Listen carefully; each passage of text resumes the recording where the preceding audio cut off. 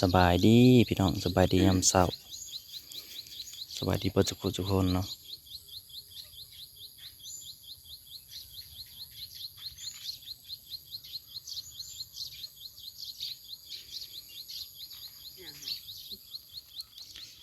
บรรยากาศยามเช้าๆวันนี้เอาไปหาเฮ็ดแต่เช้าปะถ้าถึงเราเห็นเราเราให้ปุ๊บเราให้ปุ๊บเรื่อยเราเห็นไปก่อนเราดูสิเนาะมันแก๊สโตจากต่อไปมัดกะพี่น้องน้องเนยได้จักเส้นจากบุเป็นเอาจากบุเป็นนั่นเลยอย่าเท่าแม่แล้วจากไม้พญาอ้อยหามาเราไปได้ไม้ซะและปอกยาวเลยเดี๋ยวเราเคยมาหามาหาอยู่แล้วก็ไปดิเราไปหันไปเอามาแต่บานาโมงพอละหาเบิ่งปอกยาวได้ปอกยาวค่ะกะลีนี่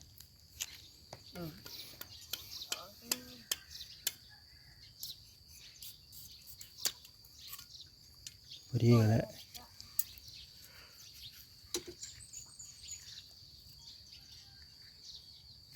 ถ้าชาไปจบไก่มาแล้วเว้นพวกไก่ตัวเดียวลงถ้าไปตอนนั้นพอเล็กเลยประมาณเขาไม่ไปจืด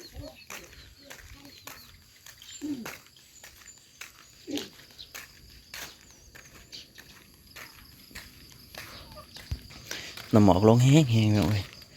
เสียงมันหน่อยใส่ข้าปอกแปกอยู่กลางคืนคิดว่าฝนจิตกมาพายุสิมาก็คือใส่หม้อย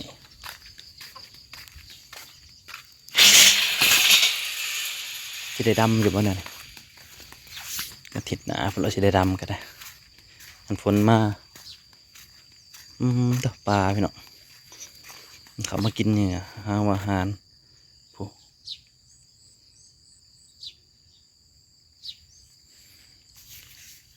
ปล่อยไว้ลายพี่น้องให้ไปกินเองบดจักลูกปลานินสารพัดอย่าพาไปเบิ่งกะค่ะก่อนพี่น้อยตัวเป็นตาพอหน้าเลยบ้านถ้าได้กับฝนตกห้ามมันโฮมกันเป็นจุดเป็นยังไงนั่นพอยังได้เขาเจ้ามาหวานอยู่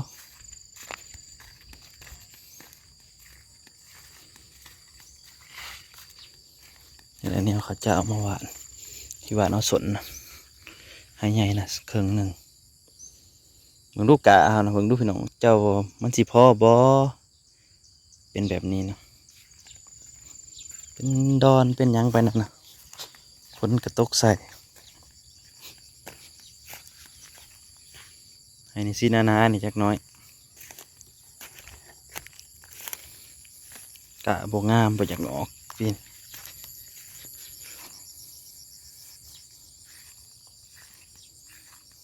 พอดีหมัดมุ่นเลยกะครับพี่น้อยพอดีหมัดมุ่นเลยเนี่ย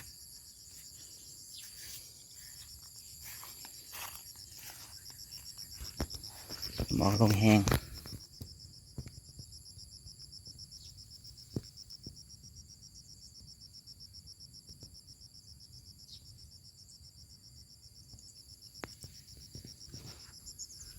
หมอกลงแห้งเลย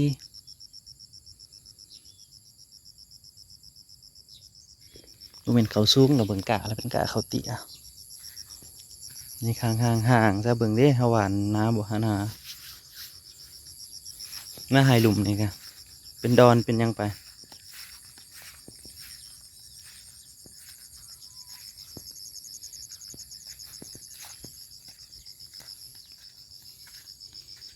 ไอ้นี่พัดงามทั้งน่ะ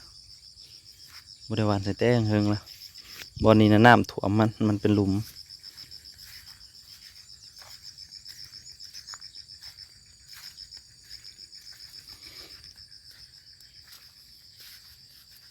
ช่วงแหวนก้าฝนกับถล่มพี่น้องไอ้ฝนตกดูเลยจนก้าเขาจนถือว่าบ่มีเวลาเขาสิใหญ่สิโตนะน้ำมีแต่ถ่วมกับถ่วม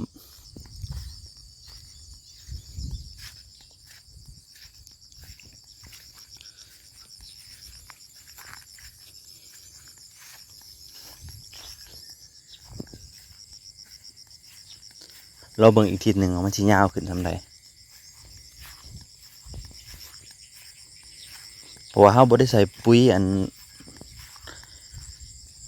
ปุ๋ยสอบฝาเด็กกระต่ายสอบฝานะเฮาบ่ได้ใส่อันมันเล็งใบมันนะอย่าใส่เลยแหล้ว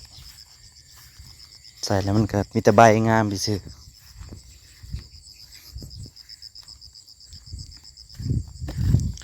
ก่อนจะลงดำก็ต้องฉีดยาซะก่อนแหละ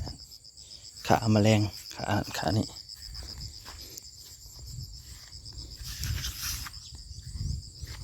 สั่นแล้วบ่ได้แล้วลงไปมันก็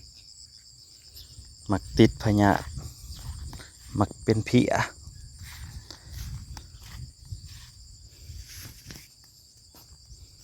แถวนี้งาม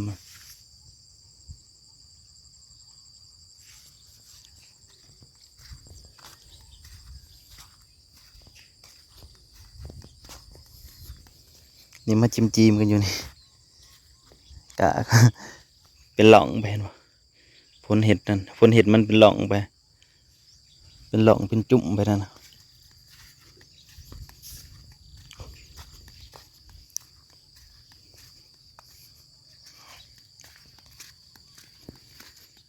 ส่วนเราเรื่องไปพี่น้องติดเลยได้นี่สื่นมาแล้วไว้ทางเขาเนี่ยยังอยู่ข้างหนึ่งบ่ทันได้ปลูกทั้งนั้นฝนตกมาก่อนเห็นอยู่เห็ดเฝาะนะฮะ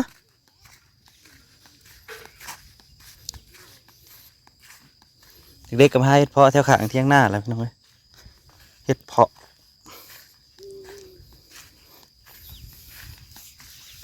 ได้ยังอันอะไรได้จักดอกอ่ะให้ปลาลุงเบิ่งดูเป็นยังไงเฮ้ย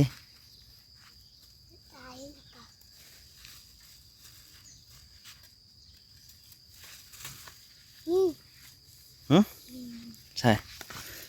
มันแตกขึ้นมานี่นะงัดขึ้นมาดูนี่ขึ้นมาเลยโอ้เดี๋ยวบักใหญ่เด้อหาซอยกัน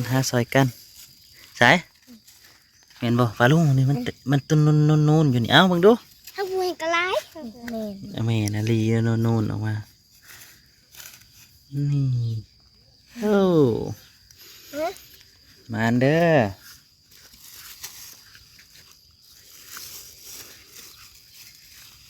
จะเป็นตะบุตะบิอยู่เลยพี่น้อยพอมันยังนี่ก็แมนบ่นี่ แม่นั่น นี่เห็นเนาะ ไม่ไงเลยอันนี้ก็แม่น นั่น นี่ ก็แมนเบิร์ดว่าจังนะนี่แมนเบิร์ดได้นี่นะนี่นี่ แม่นมืด นั่นนี่ยังได้ขางอันนี้ก็ออกนี่เห็นบ่นี่นี่ นี่ได้นี่เอาเลย งัดเข้ามาเบิ่งดู ไรนี่ บ้าตัวนี้เนาะว้า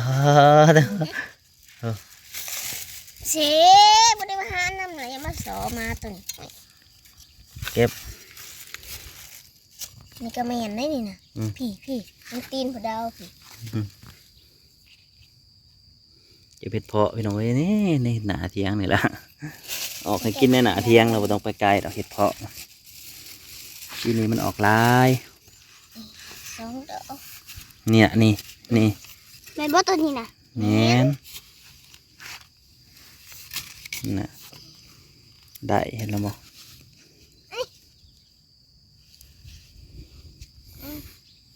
เอามา แถวใกล้ๆมันต้องออกไปบ่นี่ อีนั่นอันนี้ผู้ดาวนี่เขาเด็ดกระดอง นี่ ซับเป็นรวมค่ะ เห็ดเพาะเอ้ย แม่นบ่ เห็ดเพาะพี่น้อง อยู่ในกาบกระบอกนะที่เพาะดิ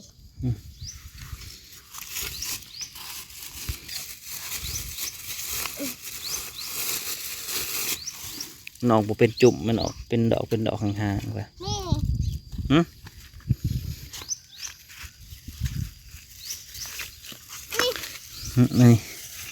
นี่ นี่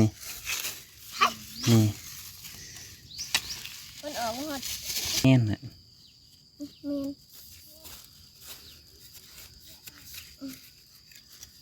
ดูลืมเทียมที่เขียบแค่นี้มันต้องออกลาย น้องเนยพามาเก็บเห็ดเพาะแถวนี้ไปกันเห็นจักดอก ไอ้ดอก ใช่เอาอีกนะยังบ่เบิดนะ ชับมัน คือซับมันอ่ะ ครับ นี่เนาะนี่เพาะเขาเอาได้แถวนี้นะเขาเอาลายเลยเนาะ กาวมาหานี่ หมุนเบิดเขาเอาเราจะไปทางพูนเฮ็ดพ่อผายไปหน่อยเอาขายกันโลละตึกถือแล้วนี่80 บาทแล้วตะกี้โลละ100 กว่า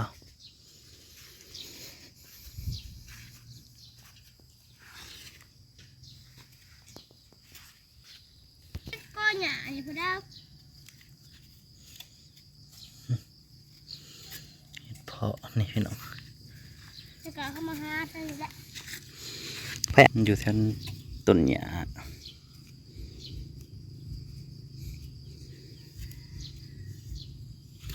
อยากเฮ็ดเพาะก็ง่ายๆเลาะแถวนี้แหละปีใดมันออกเมียนบ่ตุนอันนี้นะเมียนอยุ่นงัดเบิ่งดูเอาเมียนอะไรงัดนี่จักดอกอะไร2 ดอกกระปุกกระปิกที่มันอยู่ เขาพูดอะไรค่ะ หึ เขาพูดอะไร ได้พี่น้องบรรยากาศต้นกุ้งนะพี่น้องรู้จักบ่ต้นกุ้งอยู่แถวนี้แหละอากาศดีพี่น้องเอ้ยตื่นเช้ามานะอยู่แถวไห่แถวหน้าอากาศดีอากาศบริสุทธิ์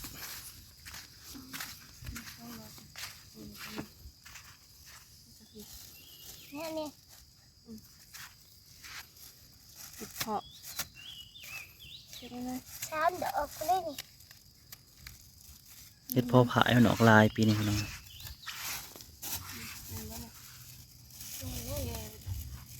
บ่แก่ดอกตัวใดมันแก่มันสิผลขึ้นมาแล้ว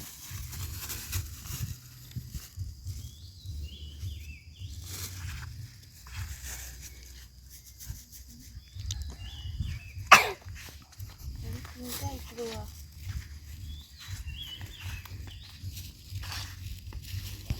แค่ในวิตามินนี่ซะ เป็นบ่ อืมอยู่แถวข้างเที่ยงน่ะคันหากับคักกับลายคือกันนั่นแหละหาบ่คักปานใดฮะ ของมาจัน นี่นอู้ลายเนาะเฮ็ดเพาะเนาะแนวหาซอยกันเห็นมันอ่อนก็ยังพอกินแม่นบ่ได้นี่นะซ่านี่แตกแค่นี้นะ เมียนนี่พี่เมียน งัด โอ้ย พี่เนยนี่ทางนี้ หนูได้จากอันนี้บ่จัก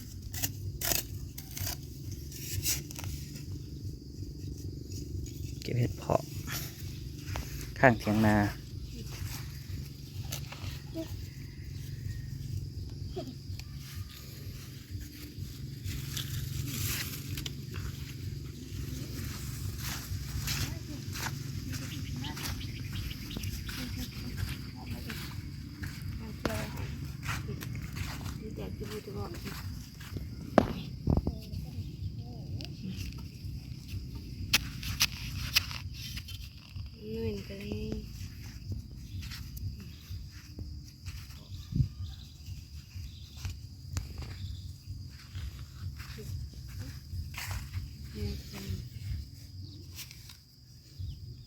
มันกันดันขึ้นมาเป็นนูนจะเบาะจะแบะ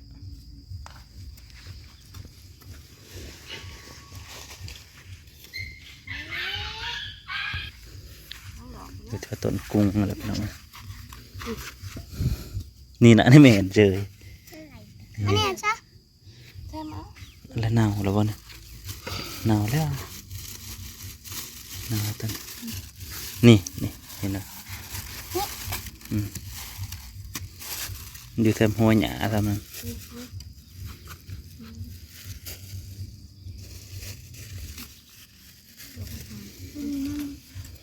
ขาวๆไปต้มกินกระแสะได้ต้มใส่เกลือใส่เปียงนัวไป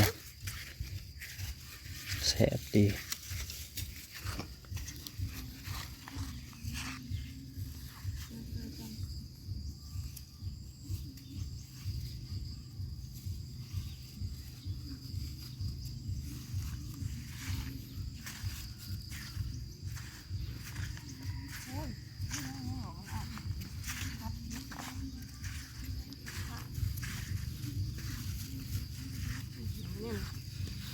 มันอ่อนนะเก็บมาเลยดูแลครับปักลูก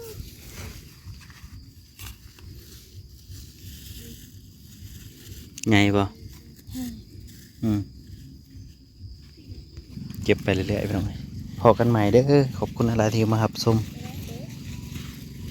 ขอบคุณเบิร์ดสุขุทุกคนพี่น้องมาเบิ่งดูเห็ดนะข้าวเดียวนะก็ยังได้ลาย